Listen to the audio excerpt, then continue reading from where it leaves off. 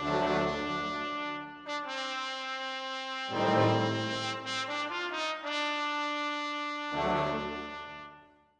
teman-teman, happy weekend. Tetap semangat ya dengerin Pantun Rohani dengan Feby dan Bania di Surabaya.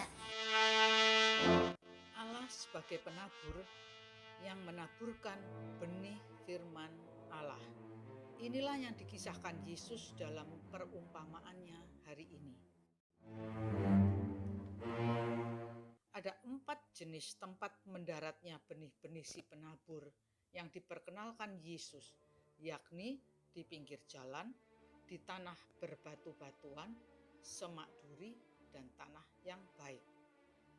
Kalau ditanya, tentu saja kita semua ingin menjadi tanah yang baik, tanah yang aman dari penginjak dan burung-burung pencuri benih, tanah yang gembur sehingga benih bisa masuk dan berakar dalam, dan tanah yang tidak bersemak belukar sehingga pertumbuhan tunas bisa aman dan tidak mati terhimpit. Kita harus selalu berterima kasih kepada orang-orang yang mau jujur. Ketika penabur menaburkan benih, tak semuanya jatuh di lahan subur.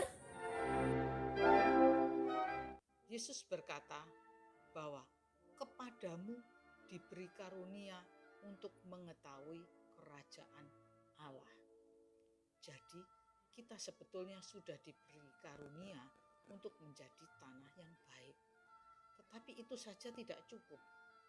Karena siapa yang mempunyai telinga untuk mendengar, hendaklah ia mendengar. Maka marilah kita mendengar lebih dalam sabda Tuhan hari ini, bahwa ada 3 ancaman yang paling berbahaya terhadap setiap benih sabda yang ditaburkan Allah ke dalam hati kita. Angkutan kota Malang berwarna biru. Jangan keliru dengan yang abu-abu. Musuhku kan mundur waktuku berseru. Aku yakin Allah berpihak padaku. Pertama, kita harus mengamankan benih sabda yang ada di dalam hati kita dari iblis. Iblis yang membuat kita kehilangan iman dan keselamatan. Jika kita tahu ada iblis yang akan menggoyahkan iman kita harus tolak itu. Misalnya berupa bacaan, teman-teman tertentu, hiburan tertentu, dan banyak lagi. Jangan bersahabat dengan iblis. Jangan beri sedikit pun lubang bagi iblis untuk datang dan mematuk iman yang sudah ditaburkan Allah ke dalam hati kita. Kedua, kita tidak perlu terlalu terbawa euforia, kegembiraan yang berlebihan, semangat yang berlebihan.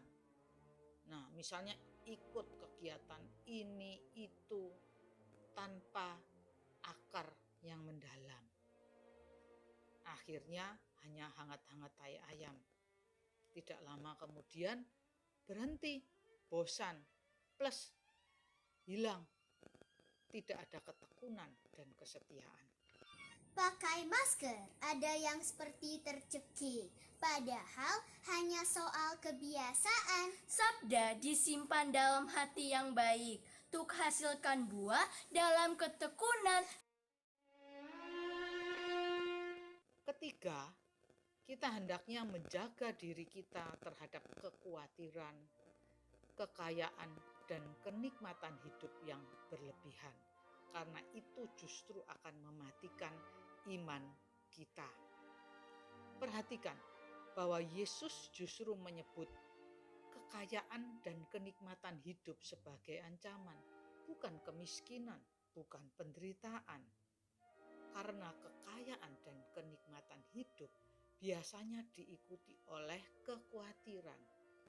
Khawatir akan kehilangan kekayaan dan kenikmatan hidup itu. Kekhawatiran itulah yang akan menjepit kita seperti semak belukar yang menjepit tunas benih itu.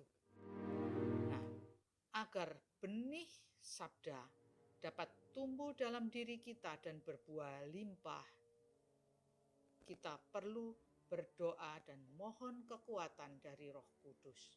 Mohon perisai kudusnya agar iblis tidak dapat datang mencuri benih itu, dan juga agar kita tidak tergoda oleh euforia yang berlebihan, yang tidak berumur panjang, dan juga agar kita tidak terjerumus dalam kekhawatiran, kekayaan, dan kenikmatan hidup. Tuhan memberkati.